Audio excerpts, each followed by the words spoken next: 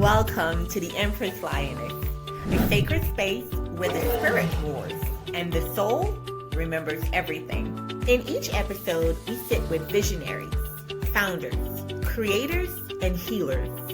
I'm your host, Karen Mitchell.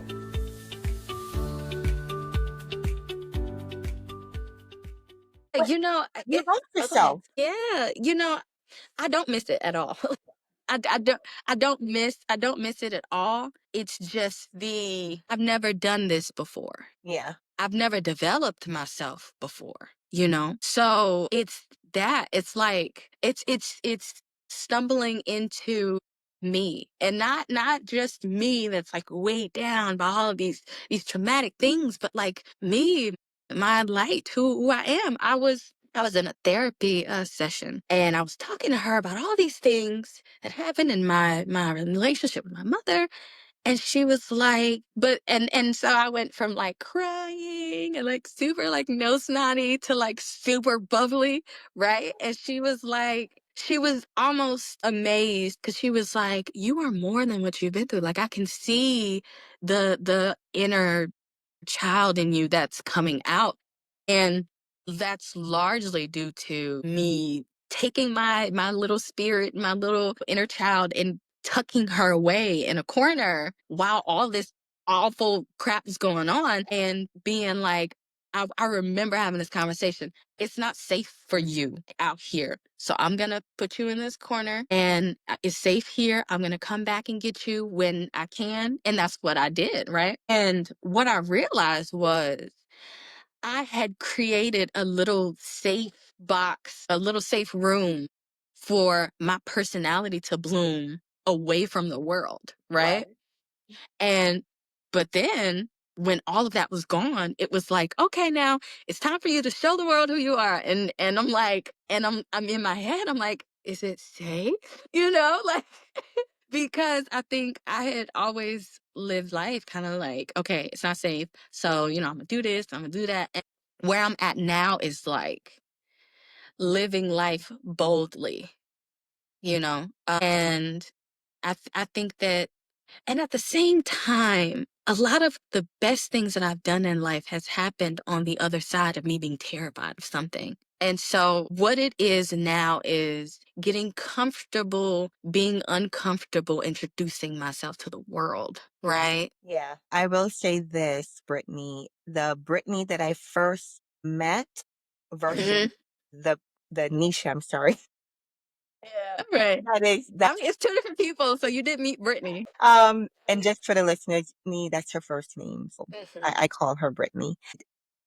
Who you are now is totally, and I'm not gonna say 100% different, but I can see the difference in you today than who you were when I met you in Vietnam months ago. Yeah. You seem to me like you have evolved, something in you have awoken, and I want to know what that is. What did it awaken in you? And what caused that? Was it that you're not living in that environment and you're in Vietnam, or was it something in the environment that you were able to identify something inside of you that made you wake up? I think it's honestly a little bit of both. When right before we left, I was kind of like, I was kind of given a crash course as to all of the unhealthy things in my family when we stayed with my grandmother. Yeah. And I was like, it answered some questions of some things that I had forgotten about my past. And also it was just like, this is who they are. This is who my family is.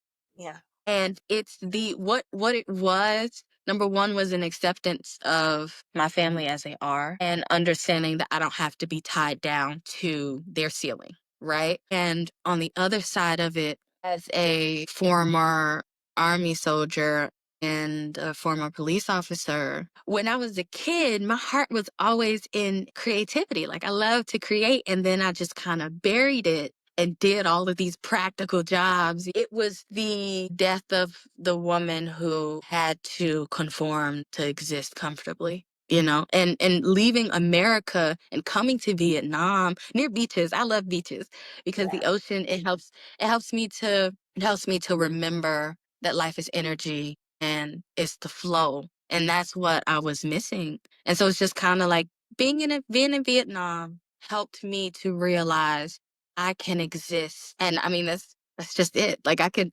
exist, you know? And it seems so simple, but like it's never really anything that I had considered before. Just being able to just like exist as me, Yeah, you know? yeah, And yeah. so I'll say the acceptance of that and the grieving of my family, and also the freedom to just exist now in any way that I want to, you know? Let me ask you this. Actually, I want to do this. You're gonna be the first person I'm gonna do this activity with. I want you to close your eyes. I want you to close your eyes and think about the woman you see yourself as 5 or 10 years from today. Describe her to me. I want to know what she's wearing first off. I want to know what she smells like. I want to know what she's thinking, what she's doing. Describe that woman to me. So in 5 years, I would have so I'm g- my I'm going to have long hair, like my long curly hair, like down to here, because I'm working on length retention now. But I am gonna have long curly hair, and I'm gonna keep it in a nice little braid down the side here.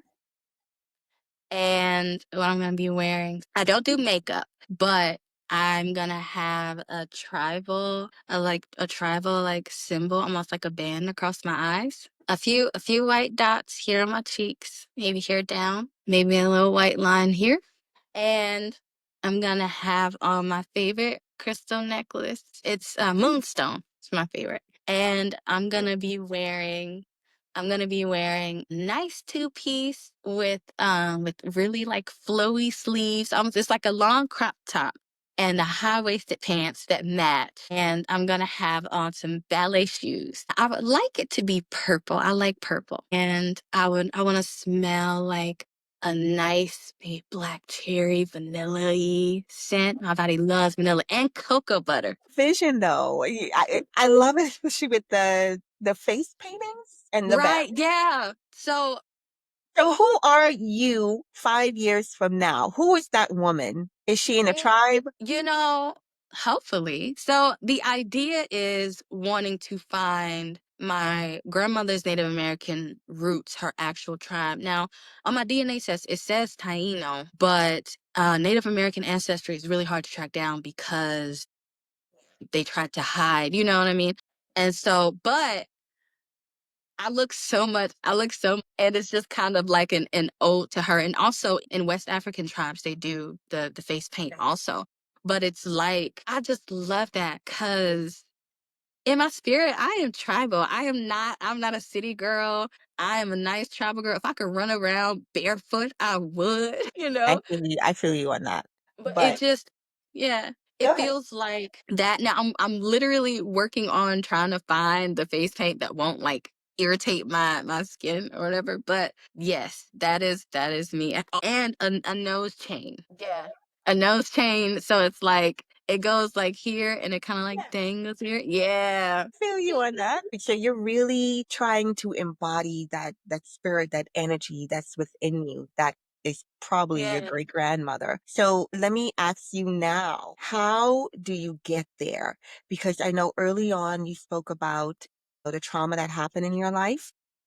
And have you started the process of healing that trauma so you can get to that place? Because you can't get to that image until you conquered what happened in the past and the Right. healing Right. that needs to take place for you to move forward to that future. Yeah. So the first stage for me in that was speaking my truth to the people around me. And like when I talk to people, I tell them my story. And it but doing it in such a way, because I used to do it, but it was just a very detached emotionally, you know what I mean? But doing it and being able to speak about it, and not in the way of just like I just fall into tears, but it's just like a very being very aware that experience did hurt me, and it definitely affected me, but it has not broken me. But and also grieving and feeling my feelings for the little girl who couldn't at the time, you know? So when I first got to Vietnam, that's what that was. I was feeling all of that pain and all of that sorrow and all of the emotions that I locked up. I like to say that trauma is like a storm that follows you in your mind. And when we're in survival mode, we're just going and we're running and we're running. And then the moment you get to a place where it's like, okay, I'm safe now. Now that storm comes. And because you're safe, it's almost as if your feet is in quicksand and you are Yeah. stuck having to go allow this storm to come and just kind of exist in it. And so I did a lot of crying, a lot of talks with my husband, a lot of sitting, talking to therapists, and really a lot of sitting and meditating in silence with the pain and understanding that this is normal. It's normal to feel the feelings about this traumatic thing that happened. Because before it was like, I shouldn't be, feeling this way. I should be over it, da da da. But it's like you have to, in order to get through it, you have to go through it. You can't, We you can't can't escape bury it. feeling.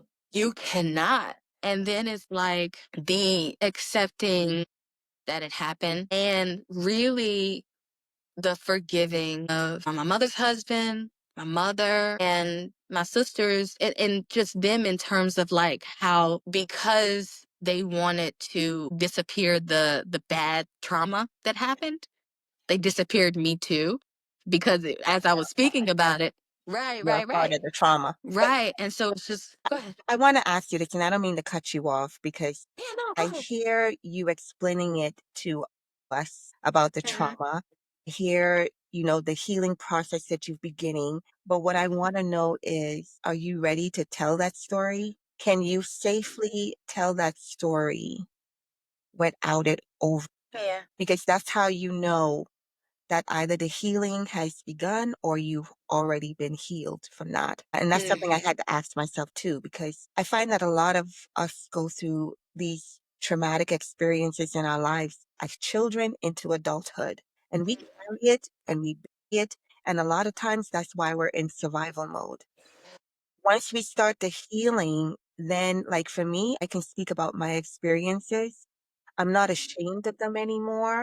I believe that I went through them because I'm here to help other women get out of it because there are a lot of women, Brittany, that has been in situations like you. And what I created this space to do was for you to be able to finally get that monkey off your back, to finally speak to the elephant in the room. And Yeah. no one here is going to stop you. You don't have to say anything that you don't want to say.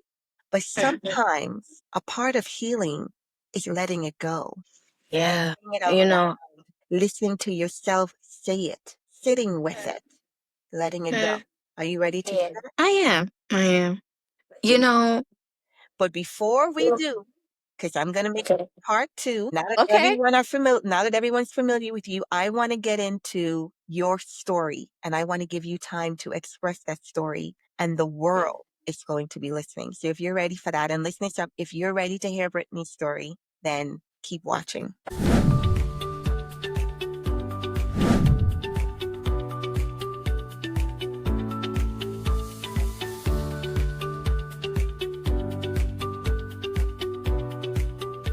I'm your host, Karen Mitchell.